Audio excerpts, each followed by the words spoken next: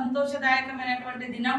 ఒక మహనీయురాలు పుట్టి కోట్లాది మంది మహిళలకు జీవితాన్ని సార్థకత చేసుకునేటువంటి విద్యను మరి జ్ఞానాన్ని అందించినటువంటి చదువుల తల్లి సావిత్రిబాయి పూలే యొక్క జయంతిని మనం ఘనంగా అధికారికంగా టీచర్స్ డేగా నిర్వహించుకోవడం మరింత సంతోషదాయకమని తెలంగాణ రాష్ట్ర మరి మహిళలకు టీచర్స్ కు అందరికీ శుభాకాంక్షలను తెలియజేస్తా ఉన్నాం. వాస్తవానికి గత కొన్ని సంవత్సరాలుగా మరి సావిత్రిబాయి పూలే గారి యొక్క జయంతిని అధికారికంగా నిర్వహించాలి, టీచర్స్ డేగా నిర్వహించాలన్నటువంటి వాదన మన ఎస్సీ ఎస్టీ బీసీ బడుగు బలహీన వర్గాలు మహిళలు ముఖ్యంగా డిమాండ్ చేసింది.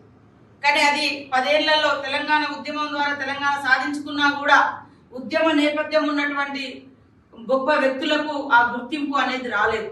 కానీ సీఎం రేవంత్ రెడ్డి గారు, మీరు కూడా చూసిరు, జయరాజన్న లాంటి గొప్ప కవులను మేధావులను ఉద్యమ నేపథ్యం ఉన్నటువంటి వాళ్ళ యొక్క త్యాగాన్ని గుర్తించి వాళ్ళను గౌరవించడంతో పాటు వాళ్ళకి ఎప్పుడు కూడా ఒక పురస్కారాలు, గద్దరన్న లాంటి మహనీయులకు కూడా ఇవాళ దోపిడీని ప్రశ్నించినటువంటి మహానేతలకు గుర్తింపునిస్తున్నటువంటి ప్రభుత్వం సీఎం రేవంత్ రెడ్డి గారి ప్రభుత్వం. మరి ఈ విషయాన్ని గత జనవరి 3వ తారీఖు నుంచి అనేక మీటింగ్లలో కూడా మన సంఘాలు నా దృష్టికి తీసుకురావడం జరిగింది. ఎట్టి పరిస్థితులలో వచ్చేసారి ఎందుకంటే పోయినసారి మనం తొందరగా వచ్చిన్నాం, అధికారంలో ఉన్నాం కాబట్టి అప్పటిదప్పుడు లేదు, కానీ నెక్స్ట్ టైం వరకు మీరు ఇది సాధించాలని చెప్పడం జరిగింది. దానికి తోడు మరి అద్దంకి దయాకర్ అన్న కానీ మేము కానీ తను మరి మన రమేష్ గారు వీరు వారందరూ కూడా మళ్ళీ మరొకసారి తీసుకురావడం జరిగింది.